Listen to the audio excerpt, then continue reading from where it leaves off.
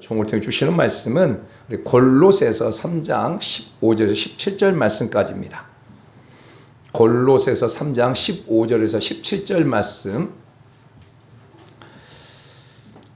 같이 한 목소리로 합독을 하겠습니다. 시작. 그리스도의 평강이 너희 마음을 주장하게 하라. 너희는 평강을 위하여 한 몸으로 부르심을 받았나니 너희는 또한 감사하는 자가 되라.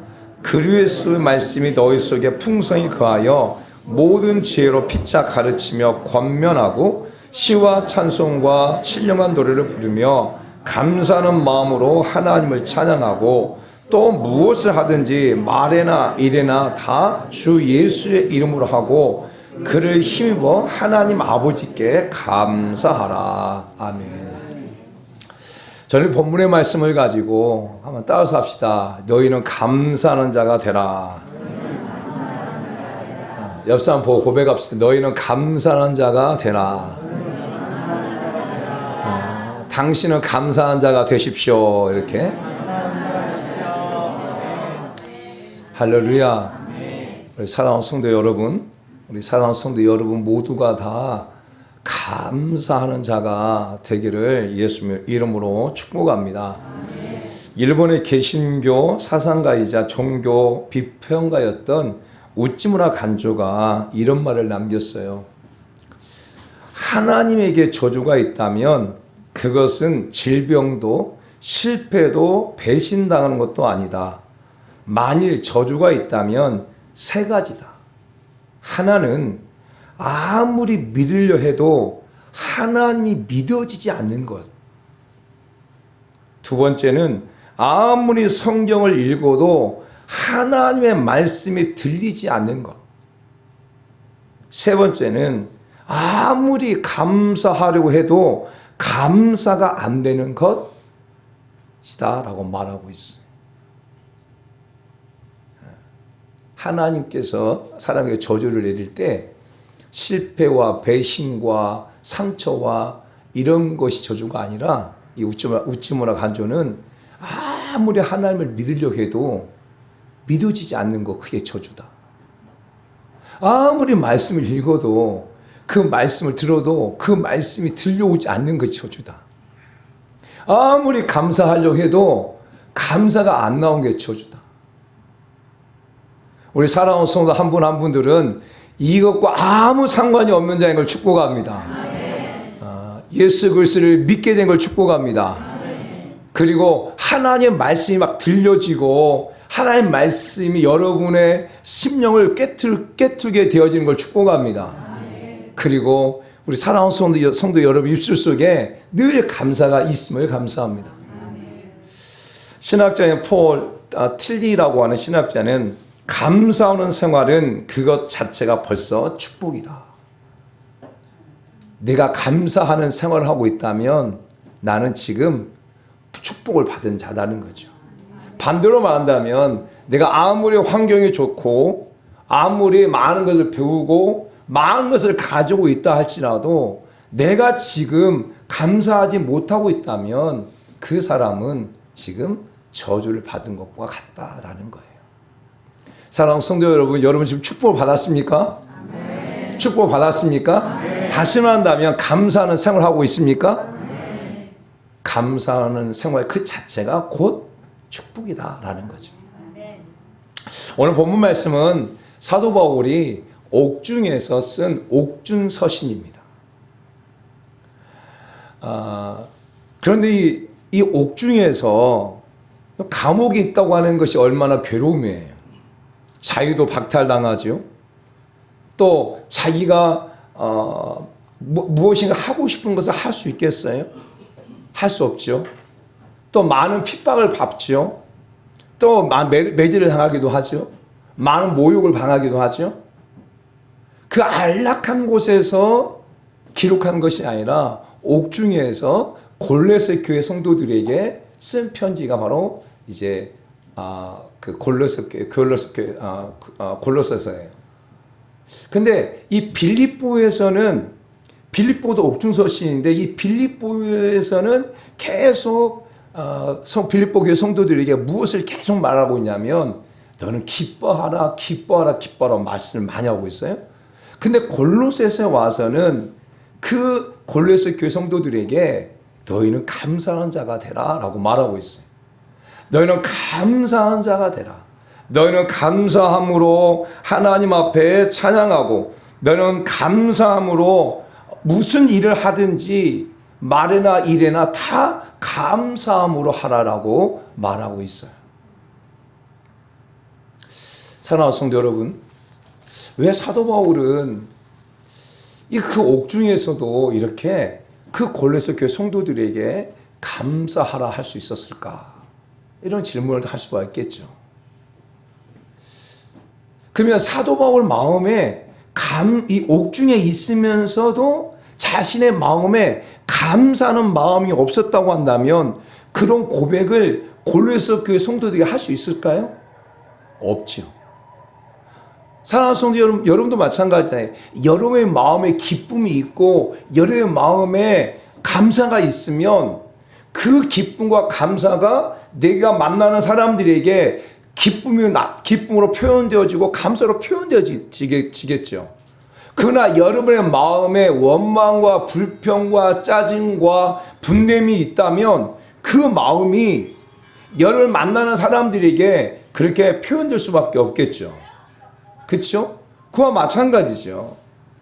지금 사도 바울은 감옥에 있으면서도 골로새 교회 성도들에게 감사하라고 말하고 있어요. 이 말은 사도 바울은 지금 감옥에 있지만 그 심령에는 감사가 충만하다, 감사가 넘쳐나다고 하는 것을 우리는 알 수가 있겠죠.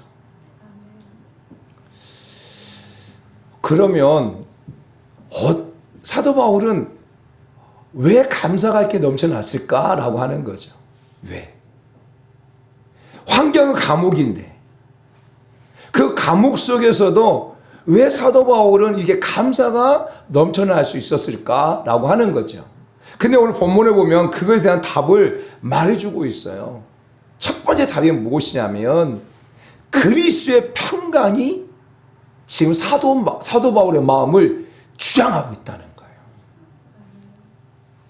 이 주장하다라고 하는 단어가 헬라어로는 불안의 에토라는 단어인데, 이것은 본래 게임을 할 때 통제하는 어떤 심판이란 뜻이에요. 근데 오늘 본문에서는 이 불안의 에토라는 단어가 통제하다, 지배하다, 그 다음에 결정하다, 그런 뜻이에요. 이 다시 말한다면 그리스도의 평강이 너를 통제하게 하라. 그리스도의 평강이 너를 지배하게 하라. 그러면 너는 감사할 수 있는 자가 된다는 거예요. 지금 사도 바울은 감옥에 있지만 그리스도의 평강이 자기를 통제하고 있다는 거예요. 그리스도의 주시는 평강이 자기를 지배하고 있기 때문에 자기는 감옥 속에서도 지금 감사할 수 있다는 거예요. 사랑하는 성도 여러분, 감사하기 위해서 먼저 필요한 게 무엇이냐면 우리 마음의 평강이에요. 평강. 여러분의 마음이 불안하고 여러분의 마음이 두렵고 여러분의 마음에 분노가 있고 여러분의 짜증이 있고 여러분의 마음 가운데 원망과 불평이 있고, 그러면 여러분 심령 속에서 감사가 나옵니까? 이게 쉽지 않아요. 쉽지 않아요. 분명히 성경은 범사에 감사라고 말하고 있지만 오늘 저와 여러분의 심령이 두려움이나 근심이나 염려나 이걸로 가득 차 있으면 우리의 입술을 통해서 우리의 삶을 통해서 감사는 나오지 않는 거예요. 그러나 반대로 우리의 마음이 평안하면, 여러분의 마음이 평안하면 어떤 환경과 상관없이 여러분의 마음이 평안하면 여러분 입술을 통해서 삶의 모습을 통해서 감사가 나올 수 있는 거죠. 그렇잖아요. 지금 사도 바울 감옥에 있지만, 감옥 같은 환경이지만 지금 그 마음에 평안이 있다는 거예요. 그러니까 사도 바울 입술을 통하여서 골로새 교회 성도들에게 감사하라라고 말할 수 있다는 거죠. 그런데 그 평안을 누가 주시는 거예요? 그리스도 예수님이 주신다는 거예요. 그리스도의 평강이 너의 마음을 주장하게 하라 라는 거예요. 예수님께서 우리의 마음에 평강을 주시면 평안을 주시면 그 평안을 통하여서 우리 마음이 지배를 당하게 되어지면 우리는 감사로 열매일 수 있다는 거죠. 평강을 누가 주시냐? 바로 예수 우리 가운데 주시는 거예요. 예수 안에 평강이 있는 거예요. 아무리 힘들고 아무리 무너지고 아무리 고통스럽다 할지라도 예수 그리스도가 우리의 마음을 지배하게 되어지면 우리 마음에 평안이 넘치고 우리의 입술에는 감사가 넘치게 되어 있는 거예요. 그러나 아무리 많은 것을 가지고 있고 아무리 많은 것을 배웠다 할지라도 예수님께 주신 평강이 우리 마음이 없으면 그 사람은 불안하고 그 사람은 불평하고 원망할 수밖에 없는 거예요. 사랑하는 성도 여러분, 저와 여러분이 예수 그리스도를 믿는 그리스도로 말하면서도 예수 그리스도의 평강이 우리 마음이 여러분의 심령을 주장하게 될 때 여러분 어때요? 감사가 넘치죠. 그런데 어느 순간인가 모르게 예수님이 주신 평강이 나를 통제하지 않으면 우리도 모르게 원망하고 불평하게 돼 있는 거예요. 성경에 보게 되면 예수님께서 평강을 주신다 이 단어가 어디에 제일 많이 있냐면요. 그러니까 이제 요한복음 14장, 15장, 그 다음에 그 16장, 그리고 요한복음 19장 이렇게 많이 있어요. 여러분, 요한복음 14장, 15장, 16장은 제일 많이 말하고 있는 게 뭐예요? 14장, 15장, 16장? 바로 성령을 말해요. 성령을 말하고 있어요. 성령을 말하기 전에 예수님께서 하신 말씀이 무엇이냐면 나는 이제 죽게 될 것이다.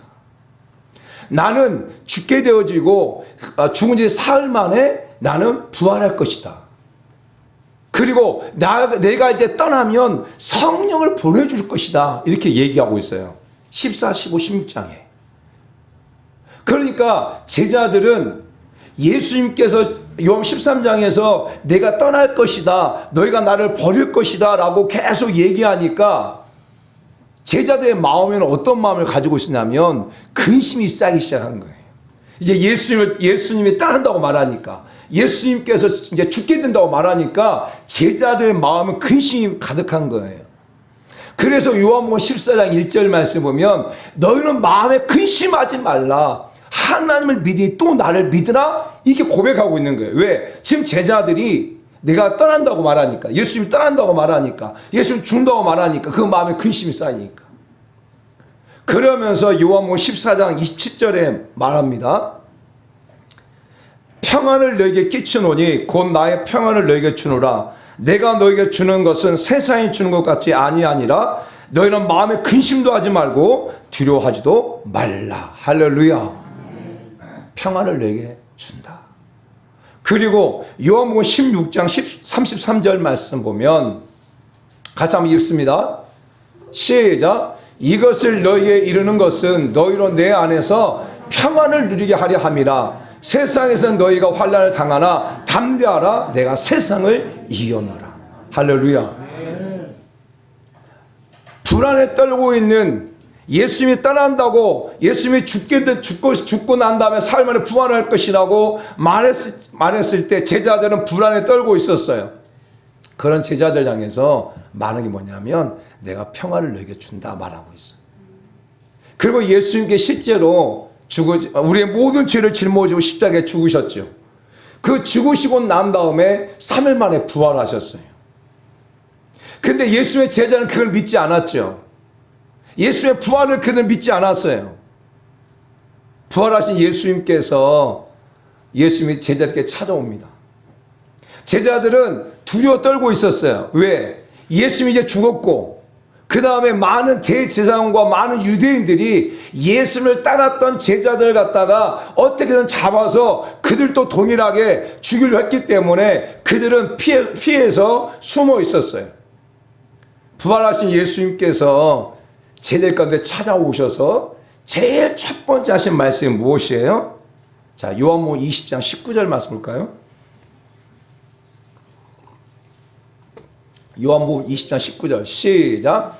이날 곧 안식구 첫날 저녁 때에 제자들이 유대인을 두려워하여 모인 곳의 문들을 닫았더니 예수께서 오사 가운데 서서 이르시되 너에게 평강이 있을지어다. 할렐루야. 보세요. 유대인들을 두려워하여 모인 곳의 문들을 닫았더니 부활하신 예수님 찾아오셔서 제일 첫 번째 하신 말씀이 뭐냐? 평강이 있을지어다.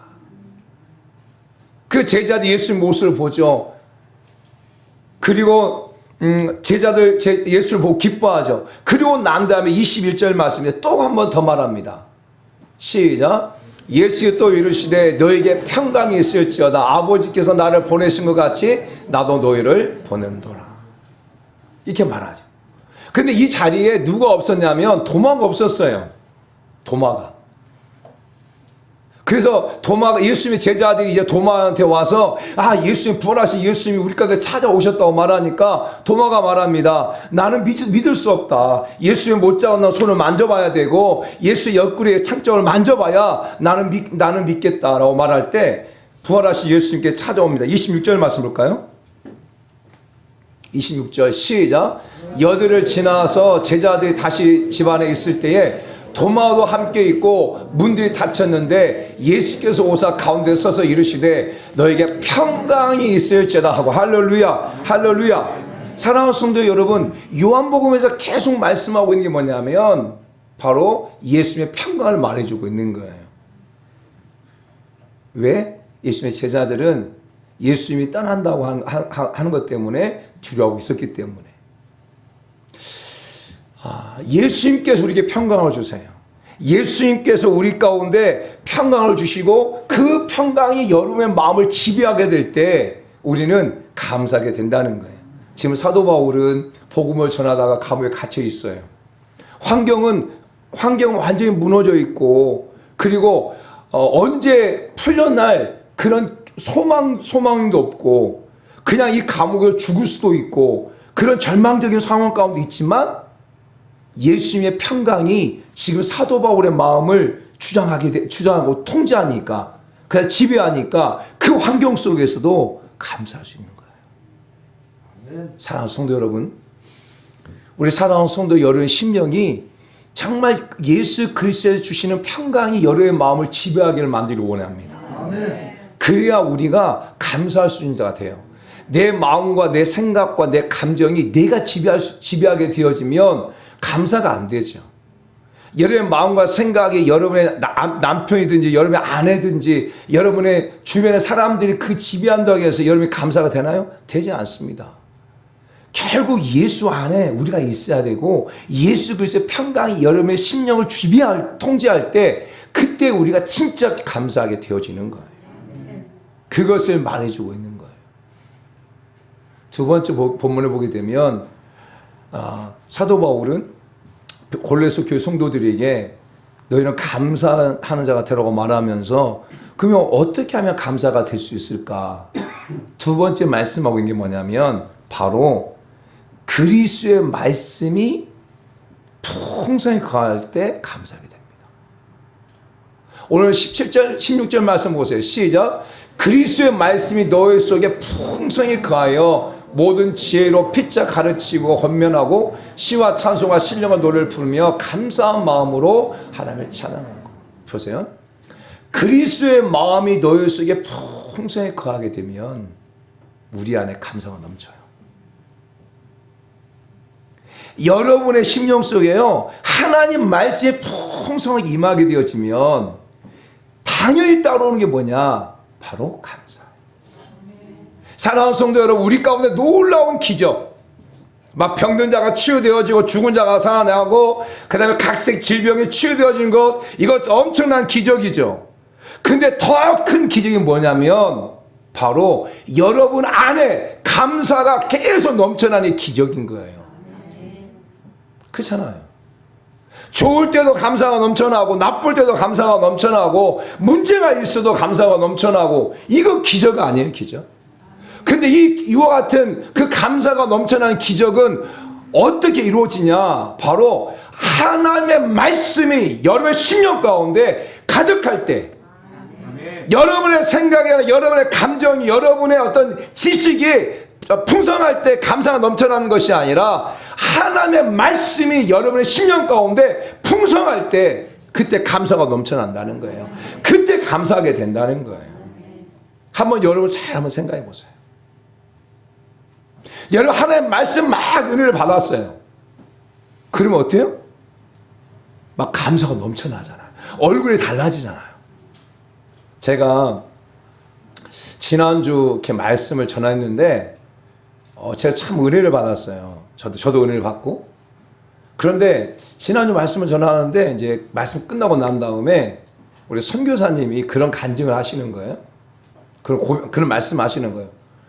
말씀을 듣는데 교회 안에 어떤 한 분이 분명히 이렇게 교회 이제 들어올 때 헌금을 했다는 것을 제가 성경에 봤다는 거예요. 그런데 말씀을 막 듣다가 이 사람이 나가더라는 거예요. 그래서 나가더만 또 봉투에다가 그 지갑에 돈을 다 이렇게 빼가지고 봉투에 다 넣더라는 거예요. 그래서 하나님 앞에 드리더라는 거예요. 근데 그 모습이 너무 이렇게 성사님도 감동이 되고 은혜가 돼가지고 그분을 위해서 막 기도해 줬다는 거예요. 그러니까 지난주에 그분이 말씀을 듣다가 막 은혜가 받고 말씀을 듣다 막 감동이 되고 정말 마리아가 최고의 감사, 최선의 감사를 했는데 지금 내가 드릴 수 있는 것 지갑에 있는 돈 다 한번 드려야 되겠다. 그 최선을 다해 드려야겠다 해가지고 다 드렸다는 거예요. 그런데 그 모습이 선교사님한테 또 감동이 된 거예요. 또 사랑하는 성도 여러분, 하나님의 말씀이 우리 가운데 충만히 임할 때 여러분 가운데 감사가 넘치는 거예요. 하나님의 말씀이 우리 가운데 임하지 않으면요 감사 나오지 않습니다. 성경에 보게 되면 사도행전 2장 41절 42절 말씀을 볼까요? 사도행전 2장 41절 42절 자 같이 읽습니다. 시작. 그 말을 받은 사람들은 세례를 받으며 그날의 신도의 수가 3천이나 더하더라. 그들이 사도의 가르침을 받아 서로 교제하고 떡을 떼며 오로지 기도하기를 힘썼다. 이것은 사도 바울이 첫 번째 사도 베드로가 첫 번째 설교하고 난 후의 사건이에요. 첫 번째 설교하고 난 그 설교를 들은 많은 사람들이 그 말씀의 은혜를 받고 난 다음에 막 세례를 받게 되어지고 그리고 사도들의 가르침을 받았다는 거예요. 다시 말한다면 하나님의 말씀이 충만했다는 거예요. 말씀이 충만하니까 그 다음에 결과가 어떤 결과가 나와요? 그 결과 바로 42절부터 47절이 결과예요. 말씀이 충만하니까 그들은 하나님 앞에 여러 가지 감사를 하는 거죠. 자기 서로 교제하고 떡을 떼고 또 자기 것을 갖다가 하나님 앞에 드리고 왜? 바로 하나님 앞에 감사하니까. 그게 바로 결과의 결과. 이게 믿는 사람마다 함께해서 모여서 통용하고 또 재산과 소유를 팔아 각 사람 필요 때문에 나눠주고 이거 나눠줬다는 거예요. 이게 뭐예요? 감사의 표현이에요. 표현. 사랑하는 성도 여러분, 자 사도행전 4장 4절 말씀 볼까요? 사도행전 4장 4절. 자 4장 4절 시작. 말씀을 듣는 사람 중에 믿는 자가 많으니 남자의 수가 약 5천여 되었더라. 이 말씀은 사도 베드로가 두 번째 설교하고 난 후의 사건이에요. 이 사건은 하나님의 말씀을 듣는 사람들이 또 많이 은혜를 받아가지고 남자의 수가 약 5천여 됐다는 거예요. 그 예루살렘 많은 사람들이 예수 그리스도의 말씀을 듣고 사도 베드로를 통해 선포된 말씀을 듣고 그들이 은혜를 받고 그들이 다 예수의 제자가 되었다는 거예요. 남자만 5천 명이었다는 거예요. 그래서 수많은 사람들이 그 말씀의 은혜를 받았다는 거예요. 자, 말씀의 은혜를 받으니까 그 다음에 감사가 나오는 거예요. 그 말씀이 바로 결과가 바로 4장 32절부터 37절까지가 결과예요. 결과. 자, 한번 읽습니다. 시작. 믿는 무리가 한 마음과 한 뜻이 되어 모든 물건을 서로 통용하고 자기 재물을 조금이라도 자기 것이라 하는 이가 하나도 없더라. 사도들의 큰 권능으로 주 예수의 부활을 증언하니 무리가 큰 은혜를 받아 그 중에 가난한 사람이 없으니 이는 밭과 집에 있는 자들이 팔아 그 판 것의 값을 가져다가 사도의 발 앞에 두매 그들이 각 사람의 필요를 나누어 줍니다. 구불에서 난 네 사람이 있으니 이름은 요셉이라. 사도들이 그러 바나바라 번역하면 유료의 아들이 하니 그가 밭이 있으면 팔아 그 값을 가지고 사도의 발 앞에 두니라. 왜 이런 현상이 나타났을까요? 결국 하나님의 말씀이 충만하니까, 하나님의 말씀을 통해 은혜를 받으니까, 그 은혜 받으니까 그들이 하나님 앞에 감사할 수 있게 되었다고 하는 거예요. 사랑하는 성도 여러분, 정말 하나님 말씀이 우리 가운데 풍성히 거할 때 우리가 감사할 수 있게, 입으로도 감사할 수 있게 되어지고 우리가 가지고 있는 것으로도 하나님 앞에 감사할 수 있게 되어진다는 거예요. 오늘날 왜 사람들이 이렇게 기가 왜 목마릅니까? 오늘날 왜 많은 사람들이 이렇게 지체합니까? 다른 것이 아니라요, 하나님의 말씀이 없기 때문에. 하나님의 말씀. 정말 어찌 보면 그 홍수 속에 먹을 물이 없다고 말하는 것처럼 오늘 말씀은 홍수 속에 살고 있지만 많은 그리스도인들이 그 하나님 말씀을, 내 말씀을 안 받아들인다니까요. 정말 여호와 하나님의 말씀을 여러분의 말씀을 받아들이고 그 말씀을 여러분 믿음으로 화합하게 되어지면 그 말씀이 여러분의 삶 가운데 놀라운 역사 이루는데 많은 그리스도인들이 하나님의 말씀을, 내 말씀을 안 받아들여요. 제가 듣고 싶은 건 들어버리는 거예요. 그러니까 감사가 나지 않는 거예요. 여러분, 과거에는요, 텔레비에서 말씀을 선포하지 못했어요. 그런 시스템이 안 돼 있었잖아요. 그런데도 과거에 지금도 생각이 나요. 주일날 오전이면 꼭 텔레비에서 조용기 목사님이 설교를 해줬어요. 그건 저는 그때 당시에 저희 아버지가 예수를 믿지 않으셨어요. 그럼에도 불구하고, 예수를 믿지 않았음에도 불구하고 꼭 주일날 아침이면 우리 아버지가 그 TV를 꼭 보셨어요. 예수 믿지 않았다니까요. 그러면서 우리 아버지 하신 말씀이 뭐냐면, 저 사람 말 진짜 잘하네, 이거였어요. 제가 어렸을 때, 지금 생각해보면 분명히 주일날 아침에 조용기 목사님 설교가 나왔어요. 나왔죠? 나도 나왔어요. 근데 저희 아버님 예수 믿지 않았음에 불구하고 하신 말씀이 뭐냐면, 저 사람 진짜 말 잘하네, 이거였어요. 사랑하는 성도 여러분, 지금 보세요. 지금 기독교 TV부터 시작해가지고 정말 여러분 TV에 틀면 수많은 좋은 목사님들의 설교를 엄청 많이 들어요. 근데 말씀을 들으면서 그 말씀 앞에 여러분이 자복하고 그 말씀 앞에 깨닫고 도전받고 그 말씀 앞에 막 새롭게 삶을 살아가고 그런 성도들이 얼마나 많이 있어요? 많지 않아요.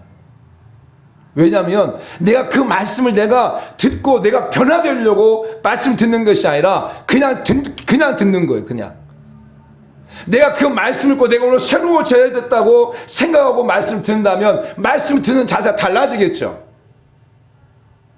그냥 우리는 그게 듣지 않아요. 그렇게 듣지 않다 보니까 그것이 생활화되다 보니까 주일날 교회에 와서 하나님의 말씀을 들을 때도 그렇게 들어버리는 거예요. 습관이 돼버리는 거예요. 사랑하는 성도들, 지금 코로나 전과 코로나 후에 가장 큰 문제가 무엇인 줄 아세요? 성도들이 하나님의 말씀을 대하는 자세가 달라진다는 거예요. 말씀 우리 안에 풍성하게 거하게 되어지면 그때서야 우리 가운데 감사가 넘치게 되어지는 거예요. 감사. 한번 생각해 보세요. 여러분들도 막 하나님 말씀 여러분 풍성하게 거해. 막 하나님 말씀 막 충만해. 그러면 여러분 어때요? 막 여러분 기쁘고 막 감사가 막 넘쳐나고 무엇인가 좀 해야 되겠다. 막 이런 생각이 막 들잖아요. 그렇잖아요. 근데 여러분 마음 안에 하나님 말씀이 쑥 써놔져 버려요. 말씀을 들어도 잘 안 들려. 그래서 말씀을 듣는데 잘 안 들리고 어느 순간인가부터 목사님 말씀 듣는 소리가 자장가로 들려. 어느 순간부터 말씀을 듣는 소리가 목사님 자장가 듣고 하니 미안해가지고 사람 등 뒤에 숨어 있어. 앞사람 등 뒤에 숨어 있어. 그러면 그 순간부터 그 심령이 망가지는 거예요. 감사는 사라지게 되어지고 원망과 불평이 계속 나오게 되어지고 또 사단은 그걸 이용해가지고 더 말씀을 듣지 못하게 막고 있는 거죠. 사랑하는 성도 여러분, 저와 여러분들이 우리가 이런 뉴스를 듣잖아요. 어떤 뉴스를 들어요? 젊은 아이가 이 젊은 애들이 사고 쳐가지고 아이를 낳았어요. 아이를 낳는데 그 아이를 갖다가 그냥 내팽개쳐서 챙겼어서 2, 3, 4일 또 굶어 죽어서 굶어 죽게 한 그런 사건들을 보게 되잖아요. 그렇잖아요. 사랑하는 성도 여러분, 여러분의 심령은 어때요? 여러분 혹시 그런 철딱선이 없는 그런 자들 아닌가 몰라. 왜냐하면 저와 여러분 예수 그리스도를 말미암아 새롭게 되어져서 새 심령이 되어졌는데 저와 여러분 하나님의 말씀으로 채워야 되는데 그 말씀을 채우지 못하면 여러분 영혼을 죽게 만드는 거예요. 정말 교회를 다니고 예수를 나의 구원자로 고백한다면서도 성경책을 안 읽어.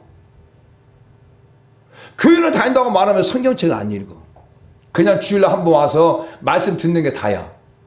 그러면 지금 여러분이요, 여러분의 영혼을 갖다가 병들게 하는 거예요. 여러분의 영혼을 갖다가 그 영양실조 걸리게 하는 거예요. 여러분, 일주일에 밥 한 끼만 먹어봐.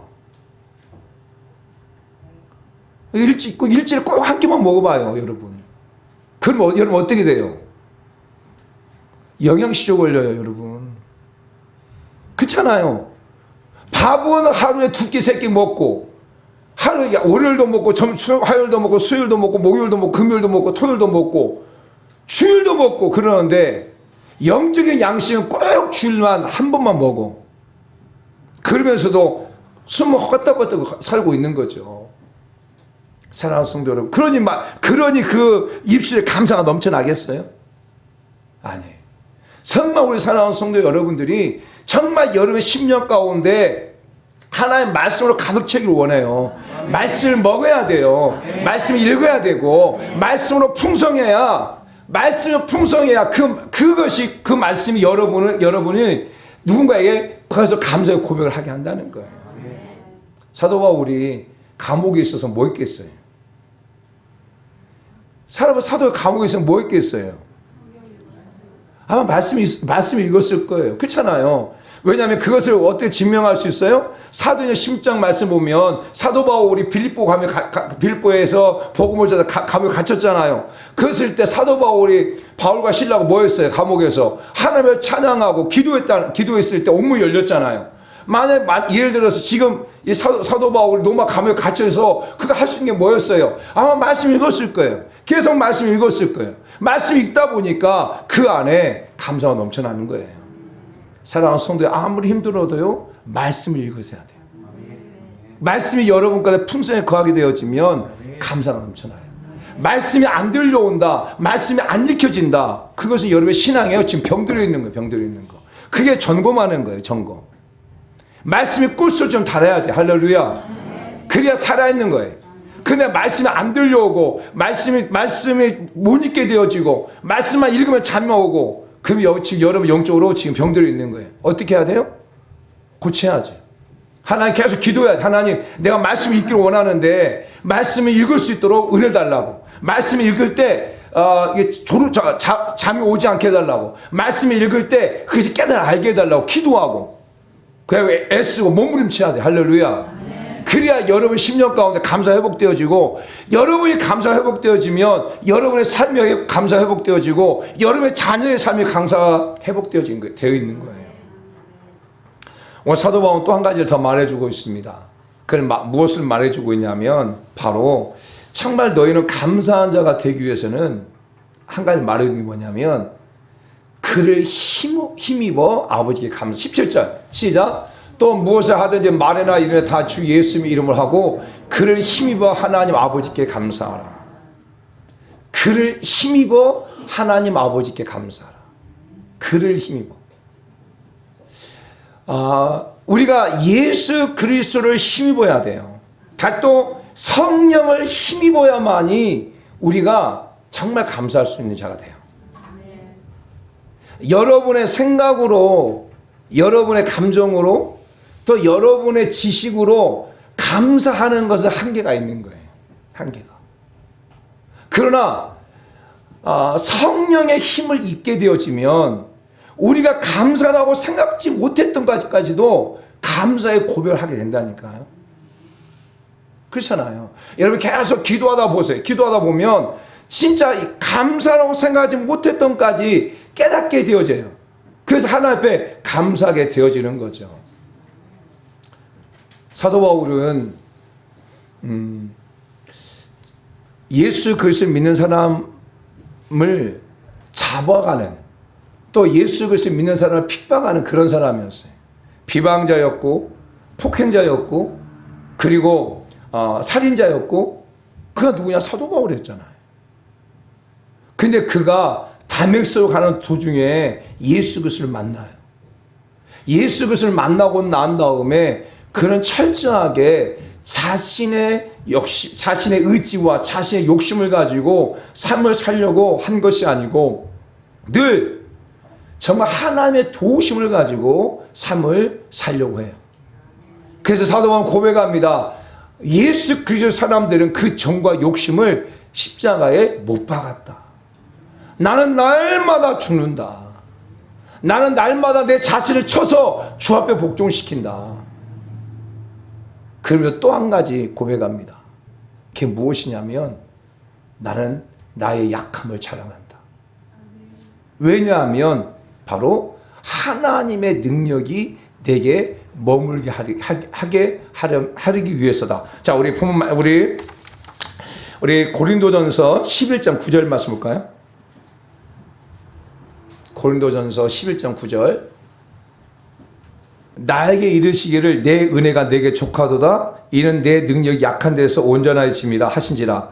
그러므로 도리어 크게 기뻐함으로 나의 여러 약한 것들에 대하여 자랑하리니 이는 그리스도의 능력이 내게 머물게 하려 함이라. 아멘. 제가 말씀을 좀 잘못 차렸나 봐요. 사도 바울은 고백하는 게 뭐냐면 바로 나의 약한 것들을 자랑한다. 왜냐하면 그리스도의 능력이 내게 머물게 하려 합니다. 다시 말한다면 뭐냐면 사도 바울은 자기 힘을 가지고 자랑한 것이 아니라는 거예요. 그리스도의 능력이 내게 머물게 하기 위해서 나의 약한 것을 자랑했다는 거예요. 다시 말한다면 내 힘을 가지고 살지 않았다는 거예요. 내 의지를 가지고 힘을 살지 않았고 그리스도의 능력을 가지고 내가 삶을 살았고 그리스도의 능력이 내게 머무니까 내가 감사하게 감사하며 삶을 살 수 있었다고 하는 거예요. 또 그래서 12장 9절인가요? 12장 9절 그걸 기억해 주시고 사도만 또 그런 고백하잖아요. 빌립보서 4장 11절 13절 시작. 내가 궁핍함으로 말하는 것이 아니라 어떠한 형편이든지 나는 자족하기를 배웠노니 나는 빛에 처할 줄도 알고 풍부에 처할 줄도 알아. 모든 잃고 배부름과 배고픔과 풍부와 궁핍에도 처할 줄 아는 일체의 비결을 배우노라. 내게 능력 주신 자 안에서 내가 모든 것을 할 수 있다. 사도 바울이 가난과 비천과 풍부에 처할 줄도 알고 자족한 배고픔과 또 배부름과 궁핍과 풍부에 처할 줄 알았다는 거예요. 그러면서 깨달은 게 뭐냐면 내게 능력 주신 자 안에서 내가 모든 것을 할 수 있구나. 그러니까 내게 능력을 주시는 분이 내가 내 능력을 가지고 한 것이 아니고 하나님께 내게 능력을 주셨고 그 능력을 통해서 내가 그 많은 것들을 감당할 수 있었다고 고백하고 있는 거예요. 감사하고 있는 거잖아요. 지금 사도 바울이 옥중에서 골로새 교회 성도들에게 지금 옥중에 있지만 내가 감사하고 있는 것은 무엇이냐면 바로 하나님의 능력이 내게 임하고 하나님의 힘이 우리 가운데 내게 있기에 나는 이 환경에서도 감사할 수 있다라고 말하고 있는 겁니다. 사랑하는 성도 여러분, 저는 우리 사랑하는 성도 여러분들 모두가 감사하는 자가 되길 소망합니다. 감사하는 자가 되십시오. 여러분이 지금 감사 생활을 하고 있다면 여러분 지금 축복을 받은 사람이라는 거예요. 그러나 아무리 많은 것을 소유하고 많은 것들을 가지고 있다 할지라도 내 삶 가운데 감사가 없다면 지금 불행한 삶을 살고 있는 거예요. 오찌무라 간주가 얘기했던 것처럼 정말 예수 그리스도를 믿으려고 해도 믿어지지 않는 거, 이게 저주다. 정말 내가 하나의 말씀을 들으려고 해도 그 말씀이 들려오지 않는 게 저주다. 내가 감사하려고 해도 감사가 안 되는 게 바로 저주다. 사랑하는 성도, 저와 여러분 다르잖아요. 예수 그리스도가 나의 구원자를 믿어지자. 할렐루야. 하나님의 말씀이 들려지고 하나님의 말씀이 믿어지고 할렐루야.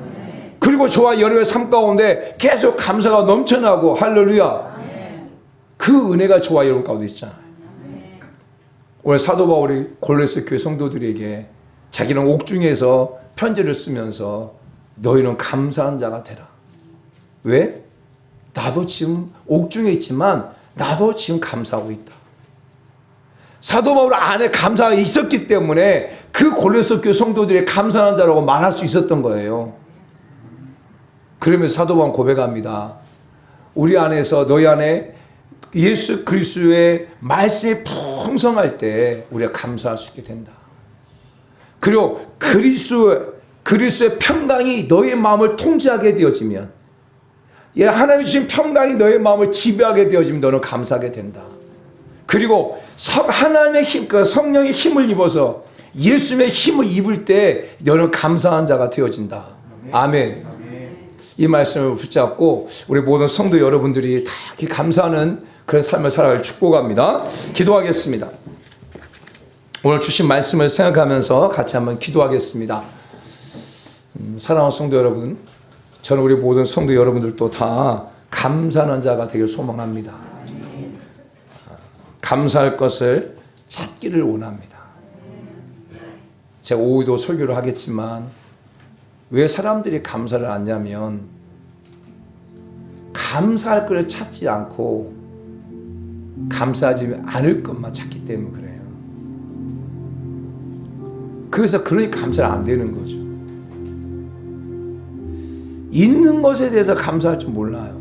그러다 보니까 감사가 더 안 되는 거예요. 건강 감사한 일이죠.